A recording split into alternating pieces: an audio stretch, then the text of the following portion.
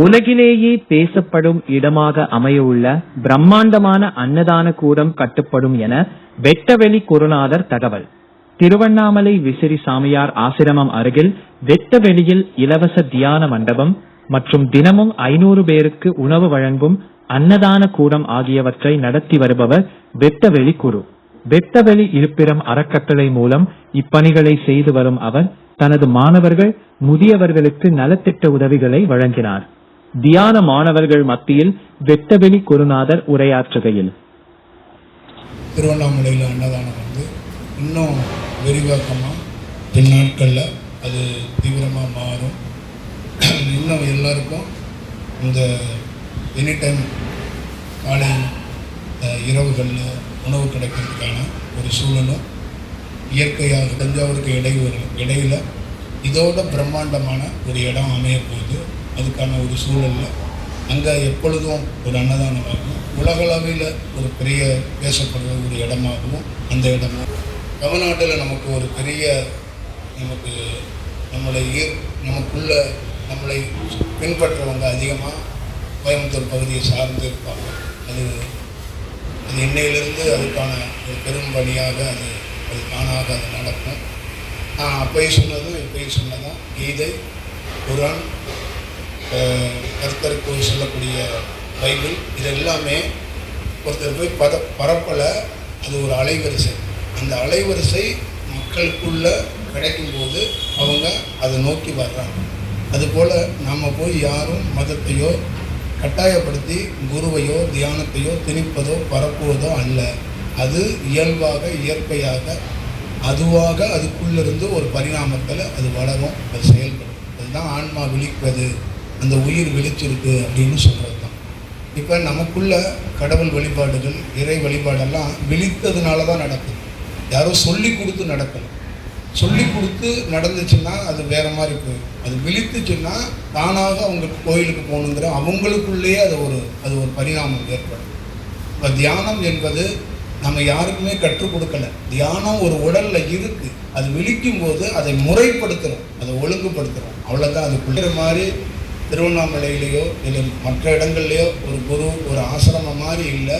நிச்சயமாக ஒரு உலக லெவலில் எப்படி கீதையும் பைபிளும் குரானும் இருந்துச்சோ அதே மாதிரி தான் நம்ம இருக்கோம். ஏதோ என்னுடைய தத்துவமாக சொல்கிறது இயல்பு, யதார்த்தம், இயல்பாகவே தன்னுடைய பணியை செய்கிறதும் என் உருவத்தையோ பிற உருவத்தையோ வணங்குவதை விட்டுட்டு உணர்றது தான் சால சிறந்ததாக இருக்கும். ஒரு குருவை வணங்குறதோட ஒரு குருவை உணர்றது உயர்ந்ததாக இருக்கும். அப்போ ஒரு குருவுடைய உணர்தல் தான் ஒரு விஷயம் வளரப்படும் அப்படிங்கிறது. சூரியன் அது நம்மளை பார்க்குது. அதே மாதிரி நீங்கள் ஒரு குருவை பார்க்கணும், குரு உங்களை பார்க்கணும். இந்த பார்ப்பதில் ஒன்று வளரும். அதனால தான் பண்டைய காலத்தில் யாரும் யாரையும் குரு தொடாமல் பார்வையால் பார்த்து ஒரு ஆன்மாவை வளர்த்தாங்க அப்படின்னு சொல்லுவாங்க. இந்தியா முழுக்க காது வேட்டி கட்டி மதத்தை பரப்புறதுக்கு யாரும் போகல. நல்ல வடிவத்தில் தியானம் இருந்துச்சு. அந்த தியானத்தை எடுத்துக்கிட்டு பல நகரங்களுக்கு போகும்போது சில நகரங்களில் பஞ்சம் இருக்கும், சில நகரில் தண்ணியே வராது, சில நகரங்களில் உணவுக்கு தட்டுப்பாடு வந்துடும். அப்போ அவர் போய் அங்கே தங்கும்போது அந்த மக்களை பார்க்கும்போது அவங்களுக்குள்ள ஒரு செழிப்பு ஏற்படும், ஒரு செயல் ஏற்படும். அது என்ன ஏற்படும்னா அவர் அதிசயம் பண்ணலை.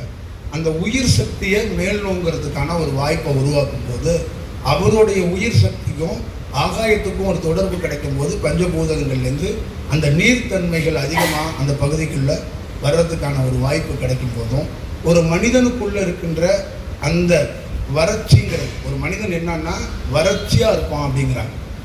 தண்ணி தாகம்லாம் இல்லாமல் எப்படி வறட்சியாக ஒரு இடம் இருக்கோ அந்த மாதிரி ஒரு மனிதனே வறட்சியாக இருப்பாங்கிறாங்க. அப்போ ஒரு குரு மாதிரி தியானம் பண்ணுறவர் பார்க்கும்போது அந்த வறட்சியாக இருக்கிறவன் செழுமையாக மாறும். அப்போ ஒரு குரு மாதிரி தியானம் பண்ணுறவர் பார்க்கும்போது அந்த வறட்சியாக இருக்கிறவன் செழுமையாக மாறுவான். அப்போ அவனே ஒரு தோட்டமாக மாறுவான், அவனே ஒரு புல்வெளியாக ஒரு பூ பூக்கின்ற ஒரு நகரமாக மாறும்போது அந்த குடும்பம் மாறும். அவனுக்குள்ளேயும் ஒரு மங்களம் கேட்கும், அவன் குடும்பத்தையும் அவனை சார்ந்த இடங்களுக்குள்ளேயும் ஒரு செயல் நடக்கும். அதனால தான் திருவண்ணாமலையில் பார்த்திங்கன்னா ஒரு காலகட்டத்தில் இந்த மலை இதெல்லாம் காடாக இருந்துச்சு. அப்போ மனிதராக இருக்கக்கூடிய ஞானிகளாக ஒரு 5-6 பேர் வரும்போது அப்போ இங்கே இருக்கிற நகரம் வந்து அப்படியே ஒரு மாதிரி தோட்டமாக அது மாற தொடங்கும். அதுக்குள்ள ஒரு பெரிய வடிவங்கள் மாற தொடங்கும்.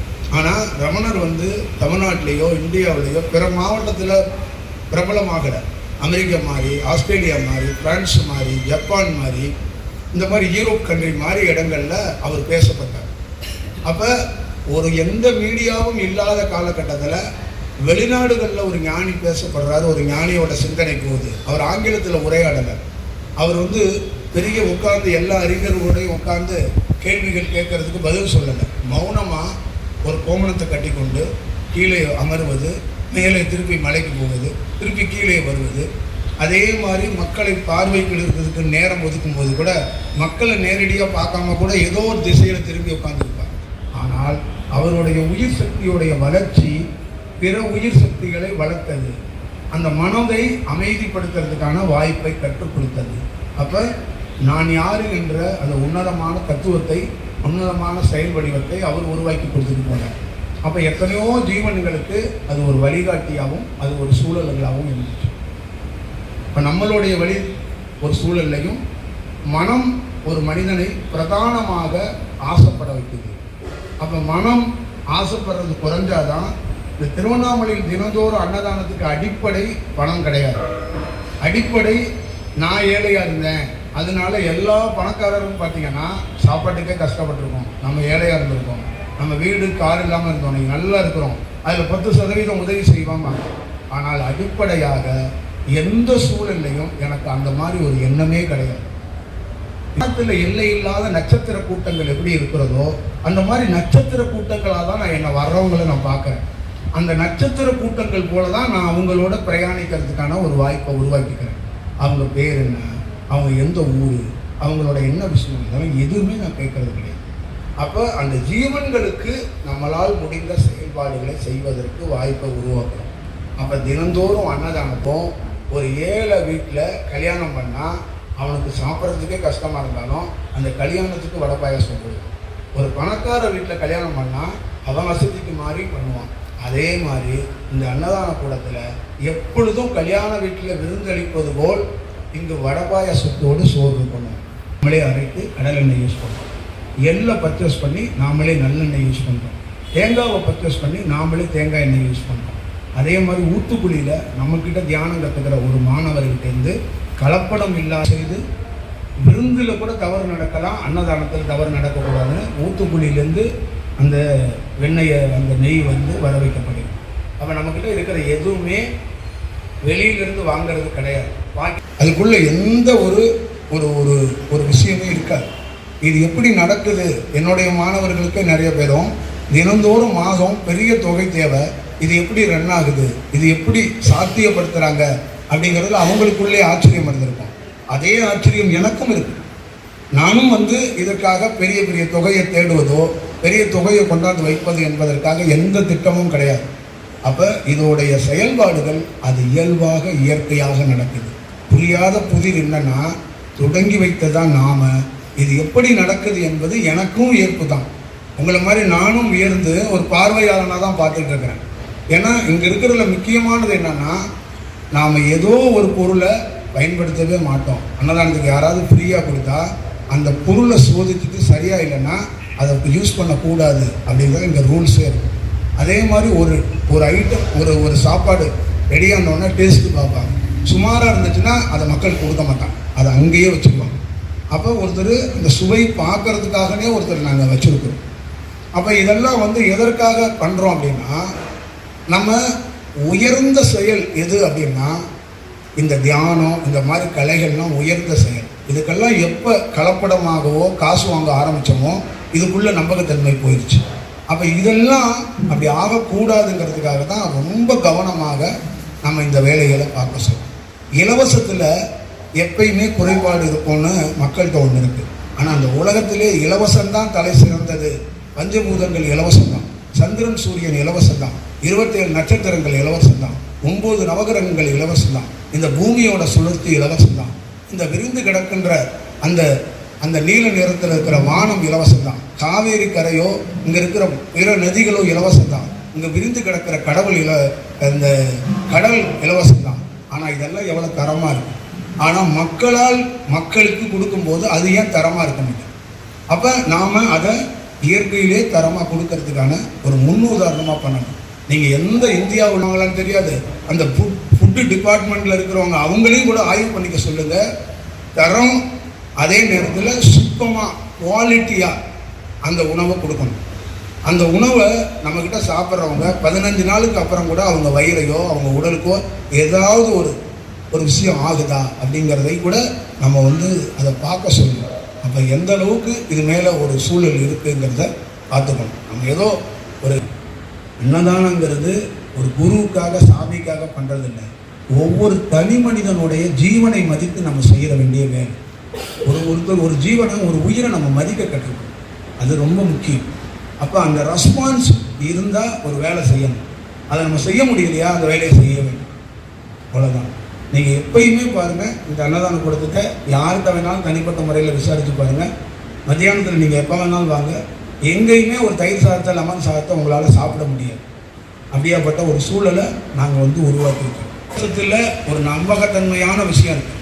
தாயோட பால் ஒரு மகனுக்கோ ஒரு மகளுக்கோ இலவசம் தான், ஆனால் அதுதான் உயிரை காக்கிற மருந்து. அந்த மாதிரி தான் இயற்கையால் கிடைக்கப்படுற அத்தனையுமே உயிரை காக்கக்கூடியதும் உயிரை வளர்க்கக்கூடியதாகவும் இருக்கணும். அதுதான் நம்மளுடைய வடிவம். அப்போ செல்வத்தால் ஒரு விஷயத்தை பண்ணிட முடியாது, அதை தாண்டி ஒன்று வேணும். அதுதான் ரொம்ப முக்கியமான. அதனால தான் நான் எழுதப்பட்ட 3 புத்தகம் கூட 1 ரூபா கூட நாணயம் வாங்காமல் அதையும் மக்கள்கிட்ட ஃப்ரீயாக தான் கொடுக்கும். ஒரு இடத்துல கூட இந்த பணம் சம்பந்தமான ஒரு டிஸ்கஷனை நான் ஏற்படுத்தினதே கிடையாது. நீங்கள் நம்ப முடியாத ஒரு தொகை தான், மாதம் லட்சக்கணக்கான ரூபாய் இதில் செலவழிக்கப்படுகிறது. ஆனால் எல்லாமே கண்ணுக்கு தெரியாத மாணவர்கள், வெளிநாடுகளில் 10-11 நாடுகளுக்கு மேலே நம்மகிட்ட ஸ்டூடெண்ட் இருக்காங்க. அத்தனை பேருமே அவங்க மாதம் அவங்க வீட்டுக்கு எப்படி ஒரு விஷயம் செய்வாங்களோ அதே மாதிரி இந்த அன்னதான கூடத்துக்கு அவங்க செஞ்சுக்கிட்டே இருக்காங்க. காரணம், இங்கே நடக்கிற விஷயத்தை அவங்க பார்க்குறாங்க, அவங்க இதுக்குள்ளேருந்து ஒரு இன்ஸ்பயர் ஆகிறாங்க. அவ்வளோதான். இதுதான் இதோட சூழல். நாளைக்கு இங்கேருந்து நான் இன்னொரு ஊருக்கு போயிடுவேன். இதில் மாணவர்களே இந்த அன்னதானத்தை இதே மாதிரி இயல்பாக எடுத்துகிட்டு போனாங்கன்னா இயற்கை கை கொடுக்கும். இதை விட்டுட்டு கமர்ஷியலாக மாறினாங்கன்னா இதோட பொலிவு இழந்துடும். அப்போ ஒரு குருவோட திட்டம் என்னன்னா, அவர் சமாதியில் இருந்தாலும் அவருடைய நோக்கம் என்னவோ அது கரெக்டாக நடந்துச்சுன்னா அவருடைய ஆசீர்வாதம் அங்கே இருக்குன்னு அர்த்தம். அந்த நோக்கம் மாறினுச்சுன்னா சரிப்படும். அவ்வளோதான் இதோட விஷயம்.